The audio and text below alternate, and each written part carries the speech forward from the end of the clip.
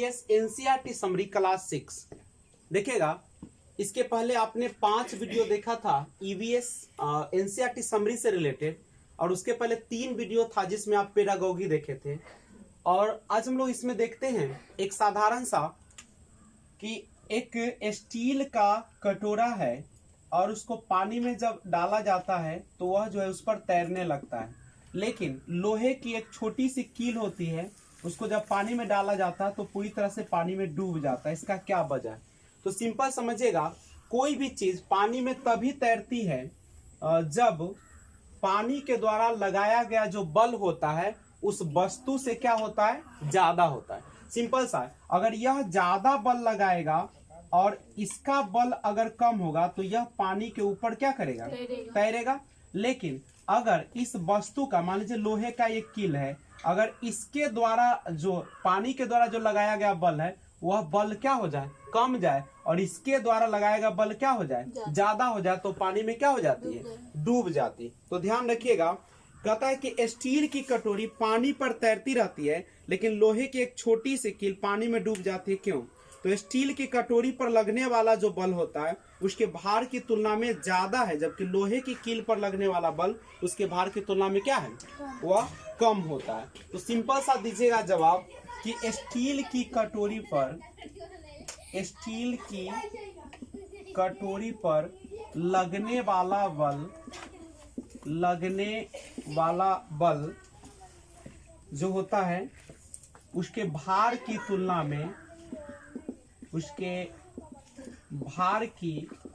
में ज्यादा है। स्टील की कटोरी पर लगने वाला बल उसके भार की तुलना में ज्यादा है, यानी जो स्टील के कटोरी पर बल लग रहा है वाटर के द्वारा या किसी भी चीज के द्वारा, तो उसका मतलब है कि वह उसके भार की तुलना में क्या है, ज्यादा। यानी कटोरा जो है स्टील का, उसके भार की तुलना में जो बल लग रहा है वो क्या है, ज्यादा है। ठीक है।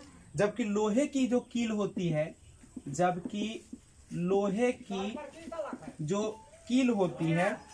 उस पर लगने वाला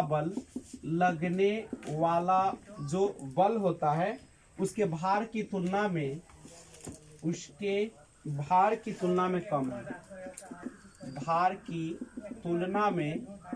कम है। और यही वजह है कि स्टील की जो कटोरी होती है वह क्या होता है, पानी पर तैरता रहता है, यानी, और लोहे का कील क्या होता है, पानी में डूब जाता है। करेक्ट है। तो ये पॉइंट है। दूसरी पॉइंट एक समझिएगा कि जो नींबू होता है ना, एक छोटा सा एक नींबू की अगर हम बात करें, कटा हुआ नींबू की हम बात करते हैं, तो नींबू जो होता है वह क्या करता है कि साधारण पानी में डूब जाता है लेकिन नमकीन पानी में तैरता रहता है।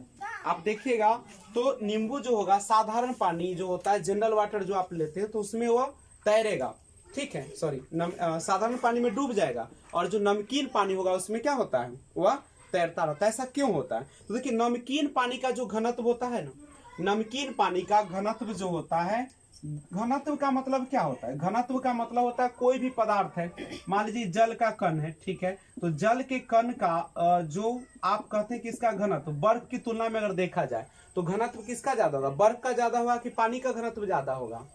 जिसका घनत्व का मतलब होता है घना होना, ठीक है। तो घनत्व का मतलब होता है कि जैसे एक कण, इसका जो एक कण है वह दूसरे कण जो उसके बीच के दूरी जितना कम होगा घनत्व उतना ज्यादा होगा, और जितना कम रहेगा उतना क्या होगा, उसका घनत्व कम रहेगा।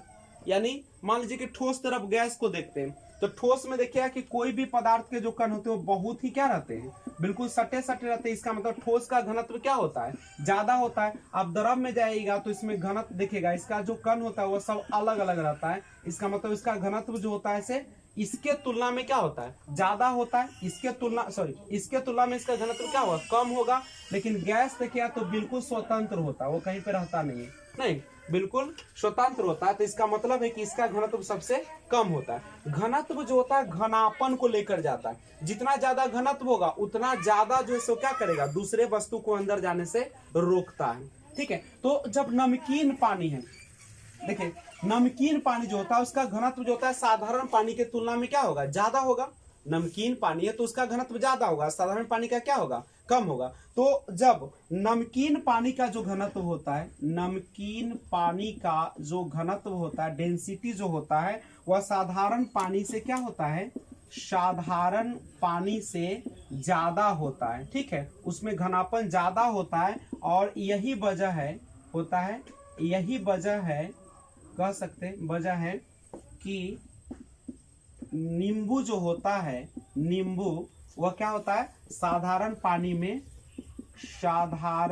पानी में डूब जाता है, जबकि नमकीन पानी में क्या करता है, तैरते रहता है। ऑफ कोर्स है कि नमकीन पानी का घनत्व ज्यादा होगा, तो वो जो बल लगाएगा इसके बल से, किसे, नींबू के बल से क्या हो जाएगा, वो ज्यादा हो जाएगा, और जब ज्यादा हो जाएगा तो तैरेगा। साधारण पानी का घनत्व कम होता है, इसलिए वो क्या हो जाता है, डूब जाता है। दूसरा एक का एग्जाम्पल इसी पर दे सकते हैं कि चूंकि साधारण पानी के द्वारा हटाया गया या साधारण पानी के द्वारा लगाया गया जो बल होता है, नहीं, इस पर दे सकते हैं कि जो नींबू पर लगने वाला जो बल होता है वह क्या होता है, साधारण पानी की तुलना में जो होता है से क्या होता है, कम होता है।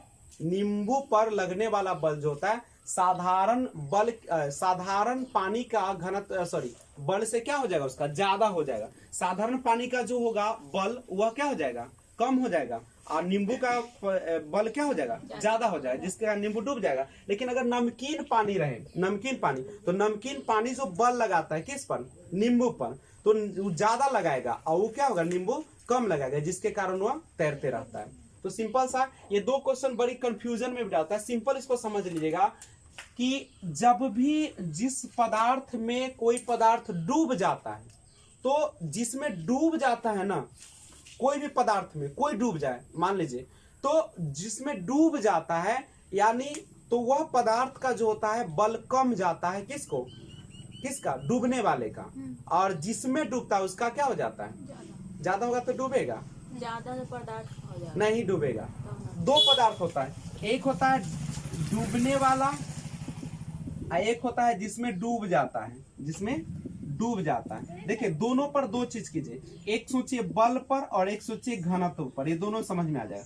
देखिए डूबने वाला इधर डूब जाएगा तो डूबेगा, इसका मतलब इसका बल क्या होगा, कम होगा, एक बल क्या होगा, कम होगा। लेकिन जिसमें डूब जाता है, उल्टे बता दिए, जिसमें डूब जाता है, डूबेगा जिसमें, उसका बल कम होगा, और डूबने वाला, दोनों तो एक ही बात बोल रहे हैं ना, इसका कमेगा तो डूब जाएगा, इसका मतलब है कि डूबने वाले पदार्थ का बल क्या होगा, ज्यादा होगा ना, होगा ज्यादा।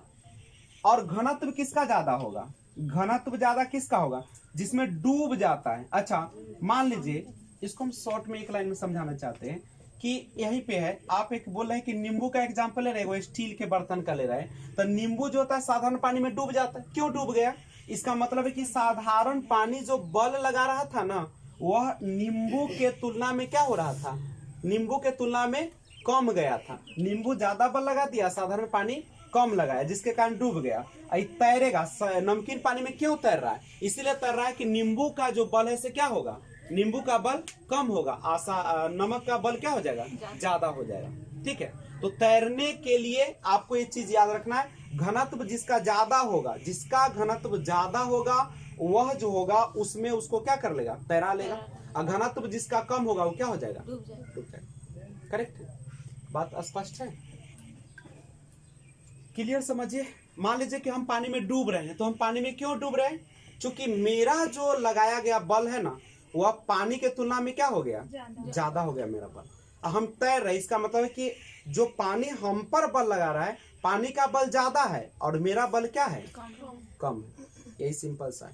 कभी कभी क्वेश्चन ये भी डालता है कि सड़ा हुआ जो नमक, सड़ा हुआ अंडा जो होता है वह जल में क्या करता है, तैरते रहता है, लेकिन साधारण तैरता है कि डूब जाता है, डूब जाता है। सड़ा अंडा डूब जाता है कि आपका ये जनरल अंडा डूबता है, अच्छा वाला डूबेगा कि सड़ा डूबेगा, अच्छा वाला डूबता है कि सड़ा वाला, दोनों डूब जाएंगे, नहीं सड़ा हुआ तैरते रहता है, सड़ा वाला तैरता है, अच्छा वाला सा डूब जाता है। देख लीजिएगा ट्राई करके,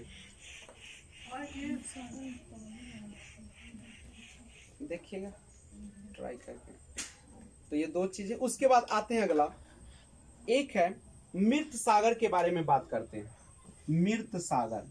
देखिएगा मृत सागर एक देखिए जल का जमावड़ा जो होता है वह सबसे ज्यादा तो महासागर में, और महासागर का छोटा रूप क्या होता है, सागर होता है। महासागर का छोटा रूप क्या होता है, सागर होता है। मृत सागर जो होता है इसका जो होता है लवण की मात्रा क्या होती है, सब बहुत ज्यादा होती है। नहीं, कहता है कि मृत सागर दुनिया का सबसे नमकीन सागर है। दुनिया का सबसे नमकीन सागर अगर पूछेगा, सबसे यहां से पूछता भी है कि सबसे नमकीन सागर कौन सा है दुनिया का, तो दुनिया का सबसे नमकीन सागर अगर पूछेगा तो वो आपका मृत सागर। इसका मतलब है कि इसमें नमक की मात्रा क्या होती है, ज्यादा होती है। इतना नमक होता है इसमें कि लगभग 1 लीटर जो होता है इसका अगर क्या लगेगा, वाटर लगेगा, तो उसमें करीब करीब 300 ग्राम आपको नमक मिल जाएगा। यानी आप सोच सकते हैं कि 1 लीटर पानी में अगर आपको 300 ग्राम नमक मिल रहा है, इसका मतलब है कि नमक ही नमक होगा वहां पे। नहीं, दूसरी बात है कि मृत सागर में जो है लोग आराम से ना अगर सो भी जाए लेट के रह सकता है। ठीक है, यहाँ पे केवल लेट जाएगा ना आदमी तो वो डूबेगा नहीं। ठीक है, ऐसे तैर सकता है जैसे वो लेटा हुआ है। ठीक है, इसमें याद रखिएगा इसमें जो होता है मनुष्य ऐसे तैरता है, ऐसे तैरता है जैसे लेटा हुआ हो, लेटा हुआ हो। तो लेटा हुआ हो नहीं, आदमी आराम से अगर उस पर सो भी जाएगा ना तो डूबेगा नहीं। क्यों नहीं डूबता है, क्योंकि उसमें नमक की मात्रा क्या होता है, ज्यादा। नमक की मात्रा ज्यादा होगा तो उसका घनत्व क्या हो जाएगा, ज्यादा हो जाएगा, और घनत्व ज्यादा हो जाएगा मनुष्य की तुलना में, तो वो क्या करेगा, आराम से तैरेगा। यानी सिंपल सी बात है कि मृत सागर का जो घनत्व होता है वह मनुष्य की तुलना में क्या हो जाता है, ज्यादा हो जाता है, मनुष्य का कम हो जाता है, इसलिए वह डूब जाता है। तो 3 क्वेश्चन यहाँ से आ गया। सबसे पहला क्वेश्चन था कि स्टील की कटोरी जो होता है पानी में तैरता है, लेकिन एक सुई यानी लोहे की कील डूब जाती है, क्यों।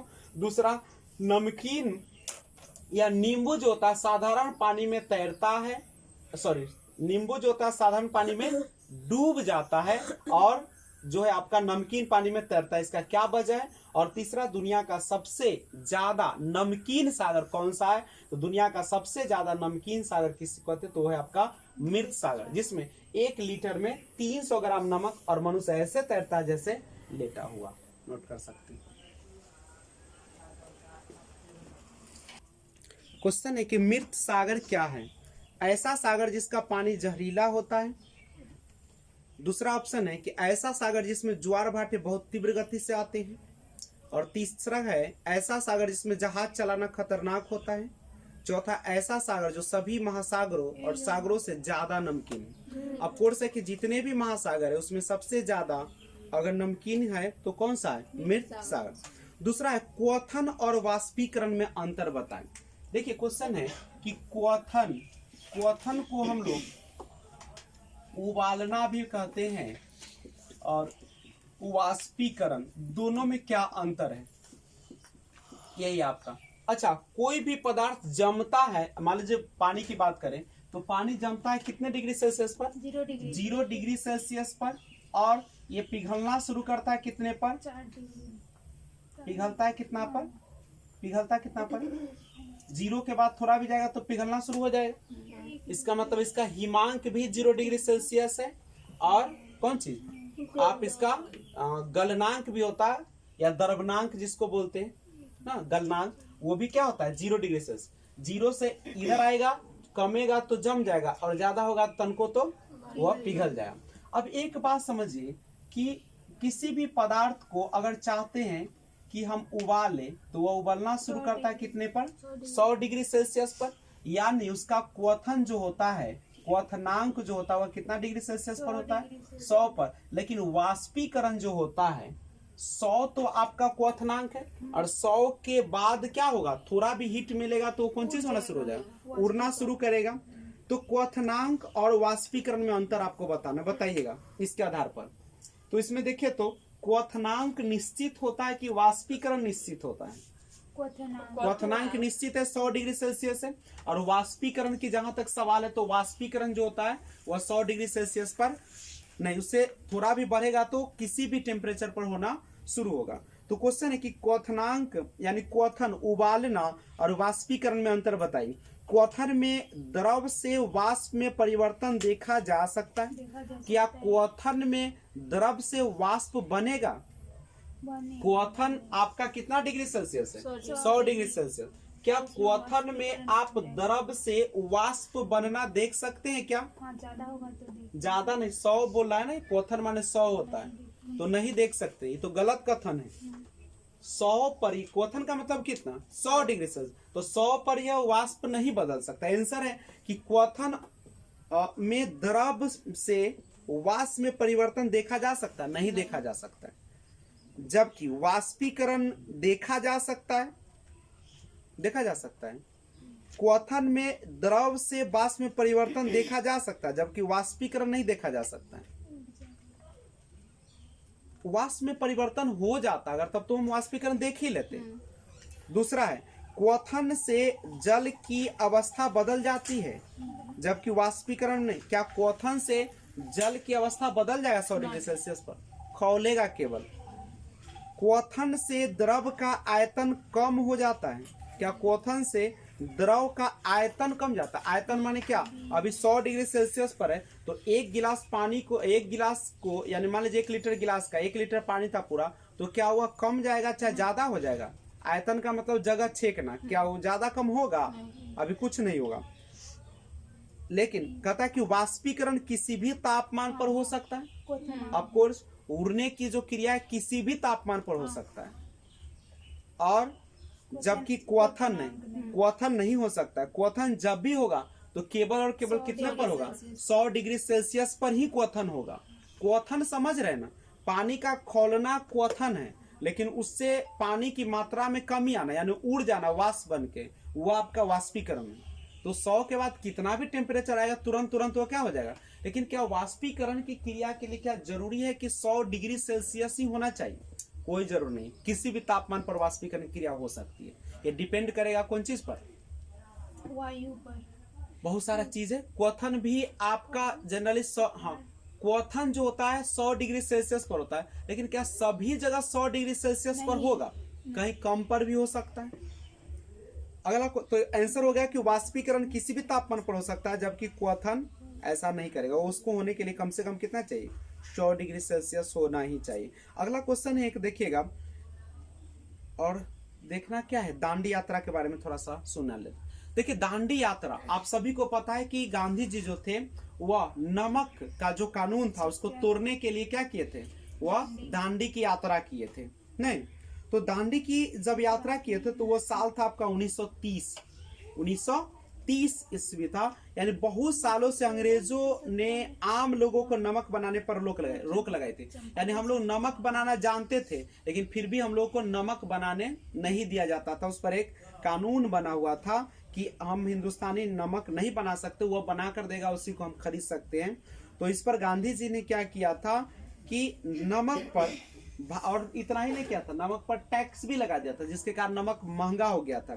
और इस कानून से लोग जो थे अपने घर के इस्तेमाल के लिए भी नमक बनाना जानते थे, लेकिन बना नहीं पाते थे।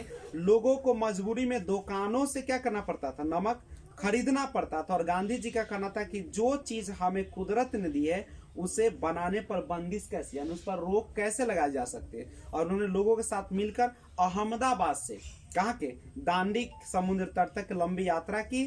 ठीक है, और इस कानून को क्या तोड़ दिया? याद रखिएगा दांडी यात्रा कब हुआ था? 1930 ईस्वी में हुआ था, जिसमें गांधी जी ने कहां से? अहमदाबाद से लेकर और दांडी के समुद्र तट तक लंबी यात्रा की, और इस नमक कानून को क्या कर दिया? तोड़ दिया था। नमक बनाने का तरीका सीखते हैं, कैसे बनाई जाती है। तो समुद्र के पानी को जमीन पर क्यारियों की तरह, जैसे क्यारी बना दिया जाता है और गड्ढों में भर दिया जाता है। नहीं, क्यारी रहता है, जगह जगह पे गड्ढा रहता है, पानी को उधर से उड़ेला जाता है और उसमें पानी भर जाता है। और तेज जब धूप हो जाता है तो क्या होता है? पानी जो होता है वाष्प बन के उड़ जाता है और नमक जो होता है वही ढेर बन के रह जाता है। तो नमक बनाने का सिंपल तरीका है कि किसी क्यारी में क्या किया जाए? समुद्री पानी को गड्ढे में जमा किया जाता है। ठीक है, क्यारियों की तरफ बनाए गए गड्ढों में, गड्ढा क्यारी की तरफ बना रहता है और उस पर क्या होता है? पानी जब भर जाता है समुद्र का तो उसको तेज धूप मिलती है और तेज धूप के कारण वह नमक का ढेर बन के रह जाता है। अब हम लोग पढ़ेंगे मच्छरों की दावत। तो आइए देखते हैं मच्छर के बारे में थोड़ा सा। आइए मच्छरों की दावत की बात करते हैं। सबसे पहले समझिएगा, मच्छर जो होता है हमारे जीवन के लिए काफी खतरनाक है। जैसे एडिस मच्छर के काट लेने से आपको पता होगा कि जो होता है हाथी पांव जिसको बोलते हैं वो बीमारी हो जाती है ना, हाथी पांव, या उसी का एक और नाम क्या है, फाइलेरिया। ठीक है, देखिए मच्छरों की दावत यानी मच्छर कैसे आते हैं। सिंपल सा, कहीं भी अगर पानी इकट्ठा हो जाता है तो पानी इकट्ठा ना होने दे, और पानी अगर इकट्ठा भी होता है तो उस पर किरासन तेल का छिड़काव करते रहे, ब्लीचिंग पाउडर डालते रहे, ताकि उसका क्या हो, घनत्व कम जाए, और या ऊपर जो परत है सो जब कम जाएगा, परत नहीं बन पाएगा तो लार्वा जो है क्या हो जाएंगे, डूबकर मर जाते हैं। तो कभी भी पानी इकट्ठा ना होने दे, और पानी को इकट्ठा करने के लिए एक टैंक का निर्माण करें नहीं, और उसको हम लोग कपड़ा धोने का उपयोग करें। तो मच्छरों की सबसे पहले तो बात है कि अपने आसपास के वातावरण को साफ सुथरा रखिए, पानी इकट्ठा नहीं होने दीजिए, गंदगी नहीं लगने दीजिए, और पूरा कचरा तो उसको मिट्टी के अंदर क्या कर दिया जाए, गाड़ दिया जाए, और पानी डाल के उसको थोड़ा ढक दिया जाए ताकि वो सड़ जाए और मिट्टी आपका खाद भी बन जाए। तो मच्छरों को सबसे पहले रोका जाए। अगर चाहते हैं कि आपको किसी भी प्रकार की मच्छर के कारण बीमारी ना हो तो सबसे पहले मच्छरों की लार्वा को नष्ट किया जाए, और उसके लिए आप जो भी नाला बहाते हैं तो नाला को भी क्या करें, ढक कर रखें नहीं, और एक नाली का निर्माण करें, और उसके बाद समय समय पर किरासन तेल या ब्लीचिंग पाउडर डालते रहे।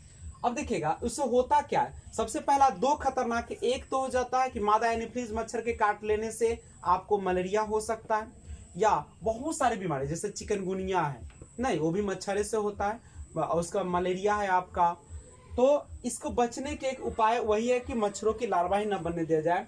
देखिए रजत नाम का एक लड़का है, वो उसको बुखार हो चुका है, जिसके कारण उसको खेलने का मन नहीं करता है, और उसके बाद ऊपर से कड़वी दवाई दी जाती है, और खून टेस्ट भी करवाना पड़ता है उसको, और ठंड लगकर कपकपी के साथ बुखार होता है।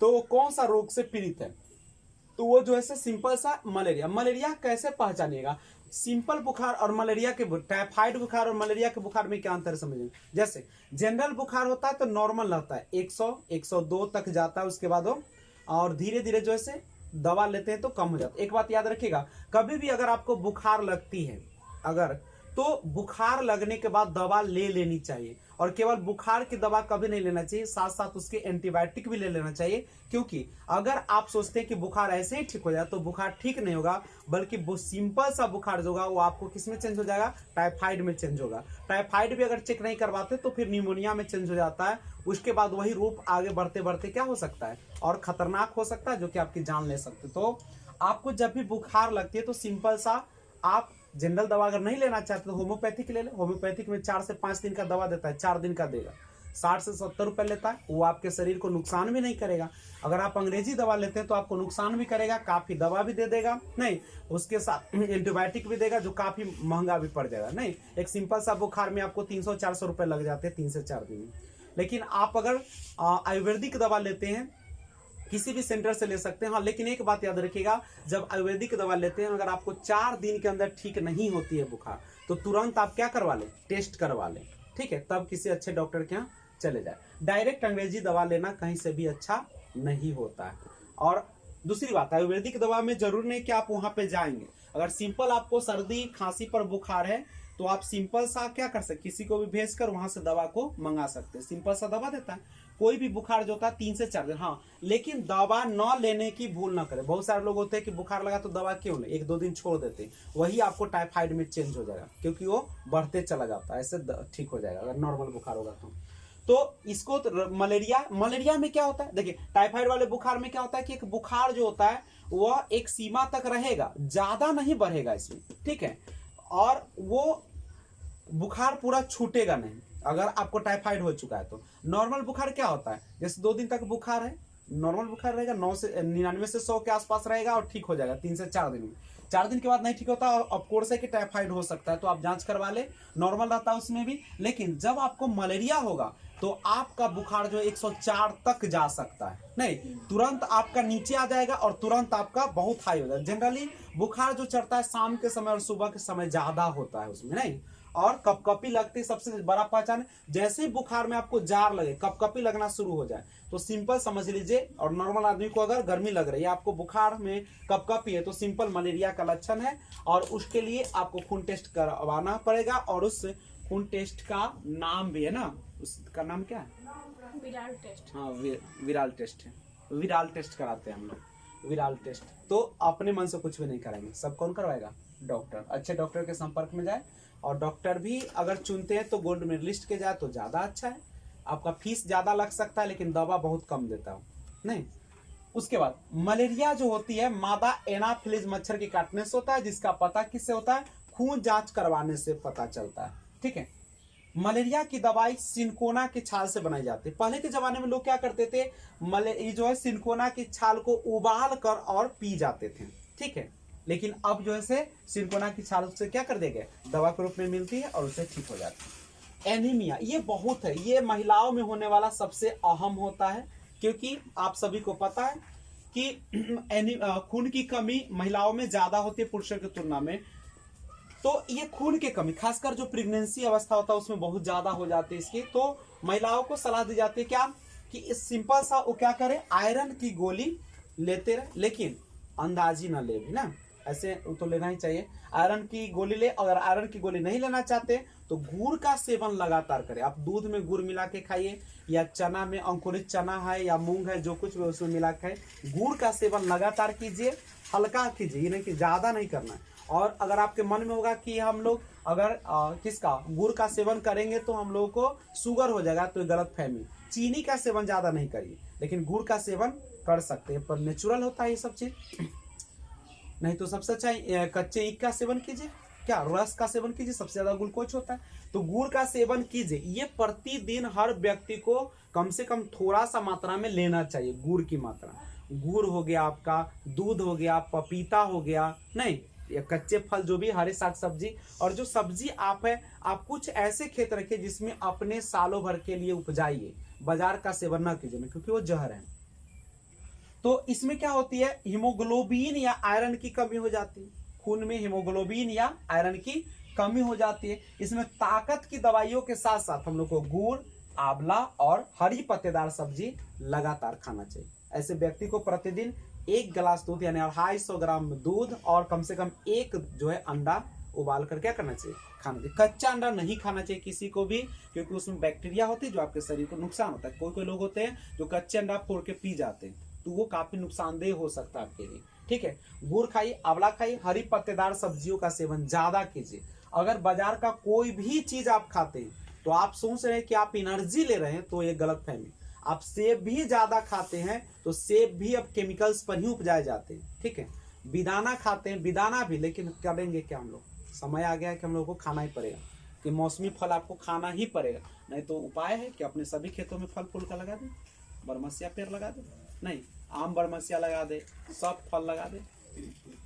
ये है आपका एनीमिया। सिंपल खून की कमी हो जाना क्या है? एनीमिया कहलाता है। अब एक देखते हैं, एक बार हुआ था कि एक घटना हुआ था दिल्ली स्कूल में। अनीमिया से बच्चों की शारीरिक और दिमागी जो तंदुरुस्ती होती है उस पर असर पड़ता है, नहीं, जिसके कारण बच्चे ठीक से बढ़ नहीं पाते और उनमें फुर्ती भी कम होती है। जो कुछ पढ़ाया जाता है उसे समझने में ही परेशानी होती है, और अनीमिया बच्चों को आयरन की गोलियां दी जाती है। एक बार हुआ क्या था कि दिल्ली के स्कूल के बच्चों को जब जांचा गया तो वहां के अधिकांश बच्चे जो थे अनीमिया से ग्रसित थे, और जिसके कारण अभी जो है गवर्नमेंट स्कूल में आप देखते हैं उनकी आयरन की गोली मुफ्त में बांटी जाती है, नहीं, और प्लस वहां पे कभी कभी कैंप लगा के उसकी जांच भी की जाती है, नहीं, क्योंकि ये घटना फिर से न हो पाए। अच्छा, मच्छरों वाली बीमारियां कौन कौन सी है? देखिए, सिंपल जो है मलेरिया जो होता है मादा एनोफ्लिस के मच्छर के काटने से होता है, और डेंगू, यहां याद रखिएगा, मलेरिया को तो मैंने लिख दिया है, लेकिन जो डेंगू होता है, डेंगू जो होता है, डेंगू बुखार जिसको बोलते काफी खतरनाक होता है, नहीं, तो डेंगू जो होती है या चिकनगुनिया, चिकनगुनिया, डेंगू एवं चिकनगुनिया, ये दोनों जो होती है ये भी मच्छरों के कारण फैलती है, और ये जो होती है मादा एडिस ना, मादा एंडीज जो मच्छर होती है उसी के काटने से क्या होती है, ये बीमारी होती है, डेंगू और चिकनगुनिया। करेक्ट है। अब देखिए मलेरिया से मच्छर से होने वाले बीमारियां कौन कौन है, कभी कभी ऑप्शन में देता है। तो मलेरिया होगा, मच्छर काटने से बीमारी हो सकती है मलेरिया, डेंगू हो सकती है और चिकनगुनिया। ये तीनों खतरनाक बीमारियां हैं जो होने की संभावना रहती है। तो अब एक ही उपाय है, देखिए कोई भी बीमारी का दवा लेने से कहीं बेहतर है कि आप उसको पहले ही क्या करें, सुरक्षा का इंतजाम करें। नहीं, देखिए हमारे भारत में अधिकांश जो बीमारियां होती है वो मेन वजह उसका होता है पारिवारिक टेंशन, नहीं सबका वजह। और अधिकांश बीमारियां महिलाओं में ही होती है। क्यों होती है, क्योंकि महिलाएं जो होती है खाना सबसे पहले छोड़ देती है और जिसकी वजह से आपके सेल शरीर का क्या होना आता है, नष्ट होना शुरू हो जाता है। सेल नष्ट होगा तो आपको क्या होगा, हमेशा जो है से आपका मन जो है से उबाऊ किस्म का लगेगा, झर्राने का मन करेगा, नहीं, और जिसकी वजह से आपको बीमारी होने की संभावना ज्यादा रहती है। ठीक है, यहाँ की 80% महिलाएं जो होती है लड़ने झगड़ने के बाद 2 दिन तक भूखी रहती है और सबसे बड़ा वजह यही है भारत के पिछड़ेपन का। लड़ना है तो लड़िए ना, खाना खा के लड़िए ना, ताकत तो रहेगा, मारने में भी बनेगा, ठीक, बोलहू में बनेगा। तो यहाँ पे याद रखिए मलेरिया से एक क्वेश्चन डालता है कि मलेरिया से होने वाला मुख्य बीमारी कौन है, मलेरिया है, मच्छर से होने वाला मुख्य बीमारी कौन है, मलेरिया, डेंगू और चिकनगुनिया। तो सबसे बड़ा वजह है उसका जड़ का पता लगाना। तो जड़ क्या है, मच्छर है। तो सबसे पहले क्या करे, आसपास पानी इकट्ठा न होने दे, गड्ढों को भर दे, पानी के बर्तन, टंकी, कूलर को साफ रखे, हर हफ्ते सुखाए। जैसे हम लोग पानी या टंकी जो होता है उसको हम लोग कभी सुखाते ही नहीं, एक बार पानी भर दिया सालों भर क्या होता है, भरते चला जाता है। कभी कभी उसको पूरा अच्छा से सफाई करके, और टंकी इस प्रकार से बैठाइए कि आसानी से उसको साफ किया जा सके। फिक्स मत कीजिए, लोग टंकी को ना फिक्स कर देते हैं आजकल। टंकी फिक्स नहीं होना चाहिए, टंकी जो होना चाहिए ऐसा होना चाहिए ताकि हमको उलट के आराम से क्या कर सके, पूरा उसमें तो रहता है ना, पूरा कसने वाला रहता ही, हम लोग आराम से लोग फिक्स करवा देता है सीमेंट पर, ऐसा नहीं होना चाहिए। उसको ना पूरा एक बार अच्छा से सफाई करके और उसको सूखे में रखना चाहिए। ठीक है, क्योंकि प्लास्टिक होता है, प्लास्टिक में पानी ऐसे भी खतरनाक होता है, नहीं, और टंकी में भरे हुए पानी पीने के रूप में उपयोग ना करे तो अच्छा है। प्लास्टिक के बर्तन में पानी न रखे तो ज्यादा बेहतर है, नहीं, ठीक है। और पानी जो हमेशा होना चाहिए कैसा होना चाहिए, तांबा के बर्तन है तो बहुत बेहतर है आपका, नहीं, तांबा के बर्तन में पानी का रखिए, बाल्टी नहीं रखिए, उसको जग रखिए, गिलास रखिए। जग में कठिनाई होता है तो गिलास रखिए सिंपल सा, नहीं। आरओ का पानी कैसे बन कीजिए, आरओ का भी पानी तो प्लास्टिक में रखता है, ऊपर होता है प्लास्टिक होता है, लंबे समय तक पानी प्लास्टिक में नहीं रहनी चाहिए। तो पहली बात है। दूसरी बात कि हम लोग कूलर, सबसे बड़ा जड़ होता है आजकल कूलर का, नहीं, कूलर में क्या होता है कि पानियां होती है, लोग क्या करते हैं पानी पर पानी भरते चले जाते हैं, नहीं, जैसे उसको सुखाते नहीं। कभी कभी कूलर को ना सुखा देना चाहिए, हर हफ्ते कम से कम हफ्ता में एक बार सुखाना चाहिए। अभी तो स्टैंडर्ड कूलर भी आ गया है जो आराम से क्या होता है, ज्यादा परेशानी नहीं होती, चक्का उक्का सब लगा रहता है, वो पूरा रूम, एक रूम के लिए आता है वो सब, उसको आसानी से आप पानी पलट भी सकते हैं और सुखा भी सकते हैं। तो टंकी कूलर को साफ रखे, हफ्ता में एक बार आप सुखाए। तालाबों में मछलियां छोड़े ताकि मच्छर के लार्वे को क्या करें, खा जाए। या आपके आसपास अगर रखा हुआ है, पानी है, लगा हुआ है कहीं ना, तालाब किस्म का है, तो आप उसमें मच्छर क्या करें, मछली को छोड़ दें, मछली खाने का काम करती है लार्वा को। और मच्छरदानी का इस्तेमाल करें, बिना मच्छरदानी का न सोए। हम लोग क्या करते हैं कि मच्छर काट रहे हैं, हम लोग आराम से सोए रहते हैं, नहीं, मच्छरदानी का मतलब है 24 घंटा मच्छरदानी। जब भी आप सोने जाते हैं बिना मच्छरदानी का मत सोइए। केवल मच्छर से ही नहीं बल्कि आपको घरेलू मक्खी से भी आपको बचाती है, क्योंकि जैसे ही घरेलू मक्खी आती है कितने गंदगी में से आती है, जैसे आपके शरीर पर बैठेगी लाखों करोड़ों कीटाणु छोड़ देती है, नहीं, जो कि आपके लिए नुकसान है। इसलिए जब भी सोने जाते हैं तो पहले कर्तव्य है कि अंदर जाने से पहले आप एक बार मच्छरदानी को क्या करें, झाड़ कर और गिरा दे। अब ऐसा नहीं है कि एक बार लगा दिया तो सालों भर चलते रहे, उसमें क्या होता है, उसमें भी समस्या है। उसमें देखिएगा कि सबसे ज्यादा हमने वहां पे गौर किया तो सबसे ज्यादा देखिएगा कि वो जो होता है मकड़ी, जो होता है छोटा छोटा मकड़ी अंदर प्रवेश कर जाता है। आपको पता नहीं चलता, जिसके कारण वो रात में अगर उस पर पैर पड़ जाए, लात पड़ जाए, तो वो आपको घाव होने की संभावना है। तो हमेशा मच्छरदानी को झाड़िए, नहीं प्रतिदिन झाड़िए मच्छर, और दिन में उसको क्या कि खोल के आराम से रख दीजिए, चाहे लगा करके ऊपर करके रखिए। तो ये सारा चीज का करिए, क्योंकि मच्छर कभी भी आपको नुकसान पहुंचा सकता है। जमा हुए पानी में मिट्टी का तेल छिड़क दीजिए। और मच्छरों के छोटे बच्चों को लार्वा कहते हैं, और ये देखने में मच्छर जैसे बिल्कुल नहीं होते, ये पतले पतले और भूरे से रंग के कीड़े होते हैं, जो आप मच्छरदानी में देखते होंगे छोटा छोटा, ऐसे तो नहीं ढुक जाता है अंदर, लेकिन जब मोबाइल आप चलाते हैं मच्छरदानी के अंदर और अंधकार कर देते हैं रूम को, तब देखिए आप बहुत सारे कीड़े आपके अंदर चले जाएंगे मच्छरदानी के। तो ये जो होते हैं भूरे से रंग के कीड़े होते हैं, और देखने में लगता नहीं कि मच्छर, लेकिन वो भी काफी भयंकर काटता है। जैसे अपने यहाँ की शुद्ध वातावरण तो आपके यहाँ काटता है तो ज्यादा नोचता नहीं है, लेकिन जब हाजीपुर या पटना के शहरों में चले जाइए, दिल्ली का देखिएगा, अगर मच्छर काट लेगा तो बहुत रात आपको नोचना पड़ेगा, विषैला होता है वो सब। अपने यहाँ तो काट लेता तो उसी समय ना लगता है, फिर ठीक हो जाता है, लेकिन अगर वो वहां पे काटेगा तो नोचेगा, पूरा शरीर नोचना शुरू कर देगा। ये मच्छरों द्वारा पानी में अंडा देने से बनता है। मच्छर जो है पानी में अंडा दे देते हैं, और जिसके कारण लार्वा बनते हैं, और लार्वा ही हम लोगों को क्या करते हैं, नुकसान पहुंचाते। अब देखिएगा, केवल मच्छर ही नहीं बल्कि घरेलू मक्खी, जिसका वैज्ञानिक नाम है मस्का डोमेस्टिका। तो घरेलू मक्खी से होने वाली भी कुछ बीमारियां हैं, नहीं वो भी हम लोग को नुकसान पहुंचाते हैं। हम लोग जनरली छोड़ देते हैं ऐसे ही, है ना। जबकि कभी भी खाना खाते हैं तो कभी भी मक्खी को बैठने नहीं देना चाहिए। खाना ताजा निकालिए, पंखा मत चला के खाइए। हम लोग क्या करते हैं, पंखा चला देते हैं, खाना लेकर खाने लगते हैं, जिसके कारण खाना ठंडा हो जाता है, और ठंडा होने के कारण स्वाद भी खत्म हो जाता है, और प्लस मजा भी नहीं आता, पचता भी नहीं।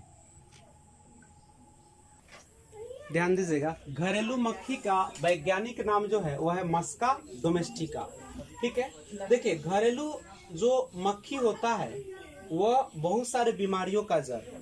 हम लोग उसको सिंपल समझते हैं, साधारण समझते हैं, लेकिन बहुत सारे ऐसी बीमारी है जो आपको अनजाने में वो दे जाती है। उसमें आपका टाइफाइड बुखार है, नहीं टाइफाइड, हैजा, पेचिस एवं दस्त, डायरिया जिसको आप लोग बोलते हैं, टीबी, कुष्ठ रोग और गिल्टी रोग, ये सारा जो बीमारियां होती है, नहीं ये सबका सब किसके कारण होता है, घरेलू मक्खी से होने वाला मुख्य बीमारियां है। तो अगर चाहते हैं कि आपको टाइफाइड है, हैजा है, पेचिस है, दस्त है, टीबी, कुष्ठ रोग और गिल्टी रोग न हो, तो आप घरेलू मक्खी को क्या करें, दूर रखें। और घरेलू मक्खी के दूर कैसे रखें? कुष्ठ रोग क्या?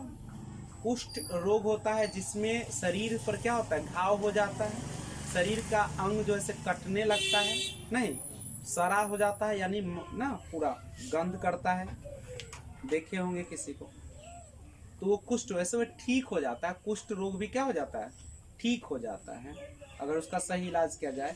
लेकिन ये सबका जड़ है घरेलू मक्खी। तो घरेलू मक्खी को दूर करिए। घरेलू मक्खी को दूर करने का घर में आप क्या कीजिए, फिनाइल का इस्तेमाल किया जाए समय समय पर। नहीं, आप सबसे बड़ा बात है जहाँ पे आपका किचन होता है ना, उस किचन में नमी न होए।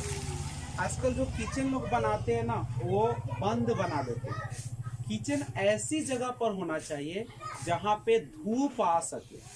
ठीक है, आप जब उसको खोले तो वहाँ पे धूप आ सके, प्लस आप उसमें ज्यादा पानी ऊनी न गिराए, और समय समय पर आप वहाँ पे डिटॉल मिलाकर उसको क्या करें, सफाई करें, पोछा मारे। ठीक है, और सारे बर्तनों को साफ सुथरी रखें, और पूरे वहाँ पे खिड़की होना अनिवार्य है। ऐसा तो किचन में खिड़की होना ही चाहिए, नहीं क्योंकि, और उसमें जाली का प्रयोग हो, जाली क्या जो लगाइए, लेकिन खिड़की ऐसा होना चाहिए ताकि आराम से उसको खोल दे तो धूप उसमें क्या करे, प्रवेश करे, ताकि बैक्टीरिया उसमें खत्म। दूसरी बात, आप जब चप्पल का जो हम लोग प्रयोग करते हैं, एक ही चप्पल का प्रयोग करते हैं, नहीं, एक घर के बाहर चप्पल होना चाहिए, समझे। जैसे हम लोग बाहर से आए तो चप्पल कहाँ रहना चाहिए, बाहर ही रहना चाहिए। एक घर के अंदर उपयोग होने वाली होनी चाहिए, और एक चप्पल जो हवाई चप्पल होना चाहिए बाथरूम के लिए स्पेशल होनी चाहिए। क्या बाथरूम में भी एक ही चप्पल सबके लिए नहीं होना चाहिए, फिर बीमारी का घर, समझे। और जब बाथरूम से आते हैं तो चप्पल को फिर अच्छे तरीके से वहीं पे धो के रखना चाहिए, समझे। इतना काम करना है, बाथरूम के साफ सफाई का ध्यान रखें, नहीं पानी अच्छी तरीके से वहाँ दे, प्लस कभी कभी वहाँ भी आप डिटॉल या फिनाइल का इस्तेमाल करें, नहीं समझे इस सब बात को। और उसको सफाई करने के लिए क्या यूज करते हैं, क्या यूज करते हैं, हार्पिक यूज करते हैं। पेटो पी लीजिएगा तो पेटों का बीमारी ठीक। हार्पिक कभी पीजिएगा नहीं, जहरीला होता है, उसको बाथरूम में सफाई के लिए रखें। तो घरेलू मक्खी को दूर कीजिए, नहीं तो अनजाने में देखिए कितना बीमारी आप ले लेते हैं। कभी कभी लोग जो है से कहते हैं कि ज्यादा मछली खा ली है तो हम लोगों को हैजा हो गया है, पेचिस दस्त हो गया, नहीं वजह वहाँ देख लीजिए क्या है। नहीं घरेलू मछली, हाँ नए पानी का मछली होता तो उसको कड़ा से उसको क्या कि फ्राई किया जाए, सेवन कम करें। नोट हो गया। एक सुनिए, मच्छर के पेट की कहानी है। वैज्ञानिक रोनाल्ड रॉस जो है, ठीक है, रोनाल्ड रॉस जो वैज्ञानिक है, माइक्रोस्कोप से बहुत से मच्छरों के पेट में देखने के बाद कुछ हासिल नहीं हुआ। फिर एक दिन एक मच्छरी मतलब मादा एनाफिलिस जो कि भूरा पंख छींटेदार था, के पेट में देखते समय उन्हें मलेरिया के जीवाणु दिखाई पड़ा और उसी से सबूत मिला कि मलेरिया किससे फैलता है। यानी कह सकते हैं कि मलेरिया जो होता है,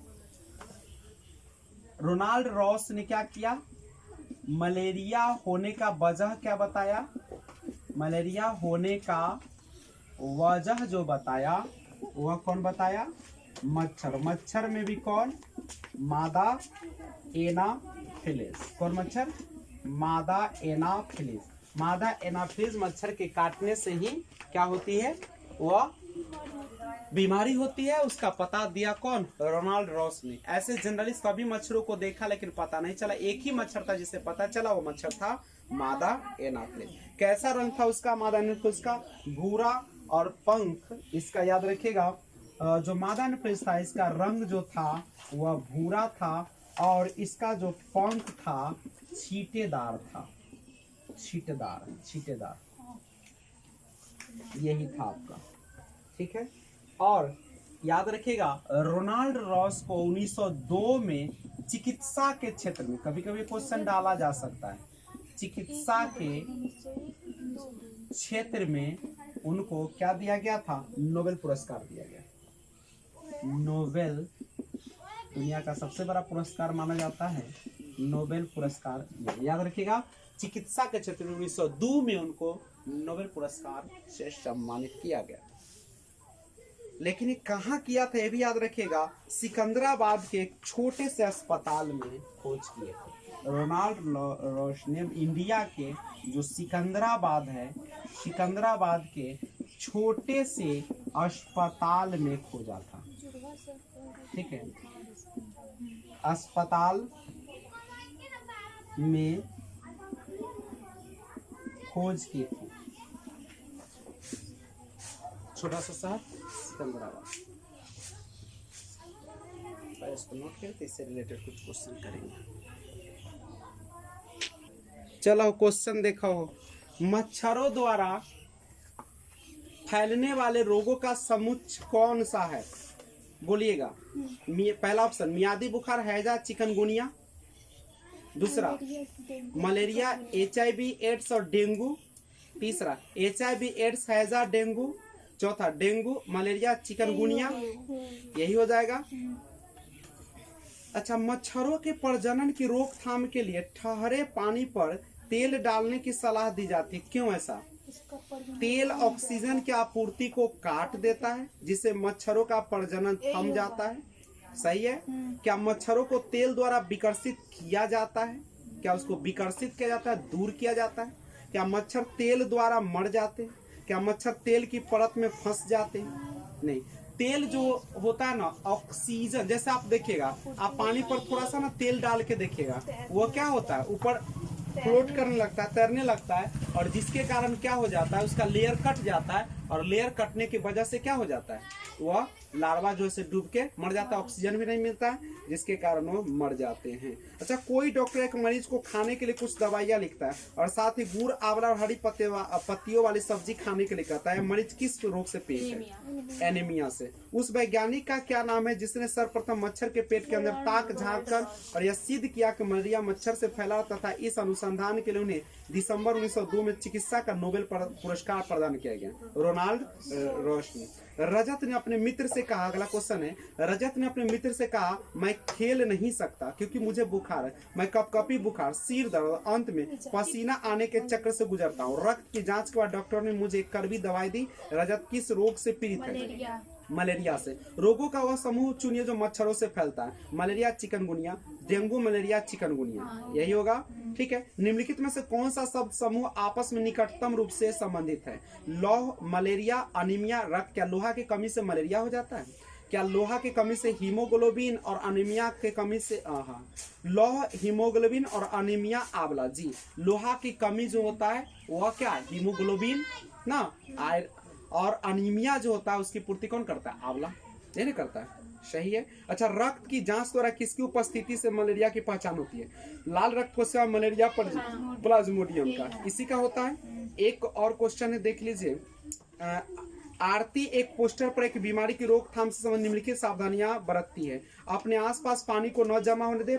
दूसरा, पानी के बर्तन, कूलरों और टंकियों को साफ रखें। तीसरा, यदि कुछ जगहों पर पानी इकट्ठा हो जाता है तेल का छिड़काव करें। और चौथा, स्वयं के बचाव के लिए जाली का प्रयोग करें। आरती पोस्टर पर एक बीमारी की रोकथाम से निम्नलिखित सावधानियां पढ़ती है। ठीक है, पोस्टर का उद्देश्य जो है, क्वेश्चन है, ये जो पोस्टर आपने देखा उसका जो उद्देश्य है, एक मिनट टाइम दीजिएगा।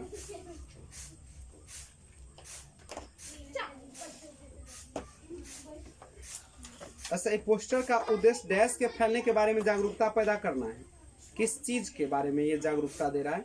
चेचक और मलेरिया के बारे में। किसके बारे में दे रहा है? मलेरिया के बारे में दे रहा है। किसके बारे में दे रहा है? मलेरिया के बारे में। तो मिलते हैं फिर अगले क्लास में। आराम से पढ़िए, मेहनत कीजिए।